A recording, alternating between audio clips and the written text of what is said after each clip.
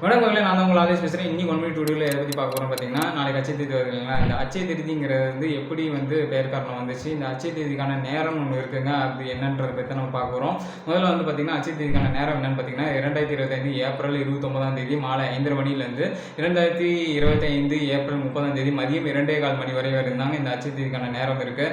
ஆனால் வந்து உதய நாளிகைப்படி பார்த்தீங்கன்னா நாளைக்கு தான் வந்து அட்சய தீதி வந்து கொண்டாடப்படுறாங்க. சரி, இந்த அட்சய தீதிக்கான பெயர் காரணம் எப்படி இருந்துச்சு பார்த்தீங்கன்னா, அட்சயம் என்றால் வந்து சமஸ்கிருதம் உருவான ஒரு சொல்லுதாங்க. அந்த அச்சயங்கிறதுக்கு பொருள் என்னன்னு பார்த்தீங்கன்னா, தமிழ் அர்த்தம் வந்து பார்த்தீங்கன்னா, அதாவது இது எப்போதும் குறைவில்லாது அப்படின்ற மீனிங் தாங்க அது. திருதியை அப்படின்னு என்னன்னு பார்த்தீங்கன்னா, அதாவது அமாவாசை முடிஞ்சதுக்கப்புறம் வளர்பிறை வருது பார்த்தீங்கன்னா திதி, அதாவது பிரதமை திதி திருதி என்ன, இந்த ரெண்டும் சேர்ந்து தான் வந்து அச்சய திருதின்னு வந்து சொல்லப்படுகிறது.